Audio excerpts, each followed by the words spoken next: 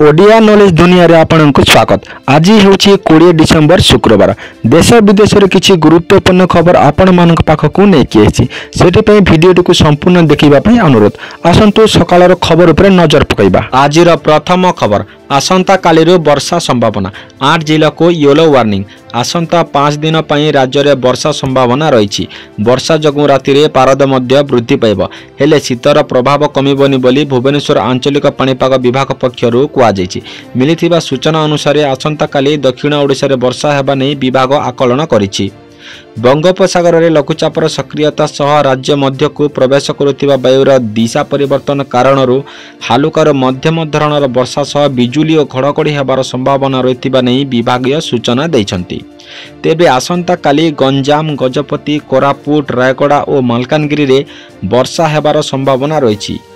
आसंता काली ठारू वर्षार परिमाण बढ़िबा सह बिजुली सह घड़घड़ी और हालुकार मध्यम धरण वर्षा नहीं गंजाम गजपति रायगड़ा कंधमाल कलाहांडी मालकानगिरी कोरापुट और नवरंगपुर आदि जिला को येलो वार्निंग जारी करा जायछि। सेहीपरि आसंता काली ठारू पुरी जगतसिंहपुर खोर्धा गंजाम गजपति जगतसिंहपुर केन्द्रापड़ा मयूरभंज केन्दुझर देवगढ़ सुंदरगढ़ झारसुगुड़ा बरगढ़ संबलपुर सोनपुर और बलांगीर अंचल में हालुकार मध्यम धरण वर्षा होबार नहीं संभावना रही। एहीपरि विभाग कहते पाणीपाग विभाग निर्देशिका मनोरमा महांती। परवर्ती खबर कैलिफोर्निया अमेरिका रे कैलिफोर्निया रे बर्ड फ्लू आतंक 34 जन लोकों एही बर्ड फ्लू भूताणु चिन्हट होगा पर गवर्नर गाभिन न्यूजम जरूरीकालीन स्थिति लागू करिसेंती।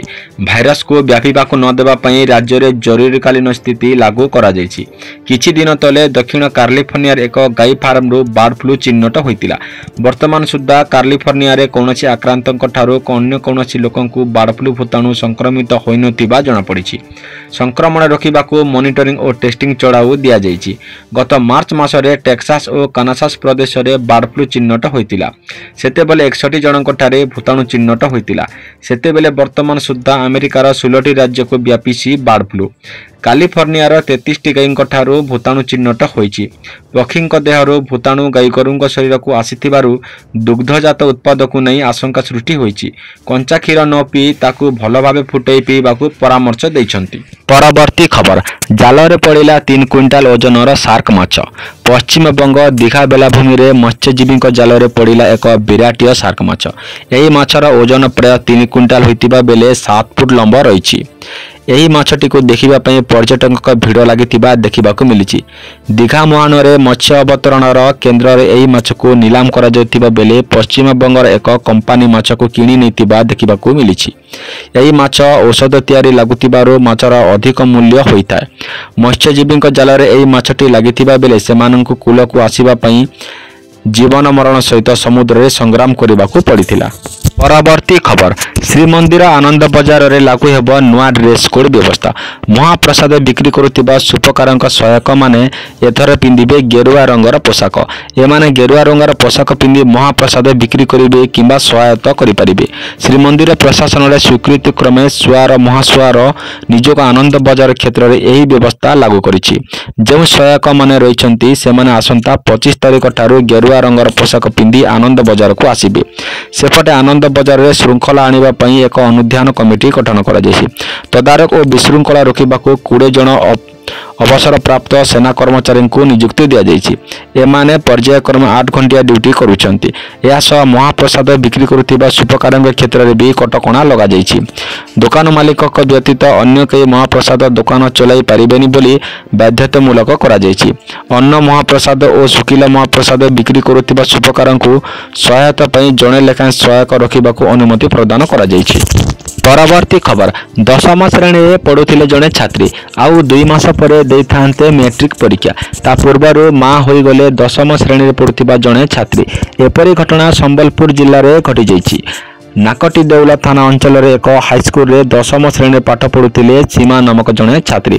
से प्रतिदिन स्कूल को जाउथिले, मन देई मध्य पाठ पढ़ुथिले, भल पाठ मध्य पढ़ुथिले। आउ किछि दिन परे देइथान्ते मैट्रिक परीक्षा हेले ता पूर्वरु खसड़ा रास्ता रे खसी पड़ी गले सीमा। खसड़ा रास्ता रे पड़िबा परे बई बस्तानी को सीना सजाड़ी नहीं आसीथिले। हेले देहरे लागितिबा दागकु लिभाई पारिले नाही।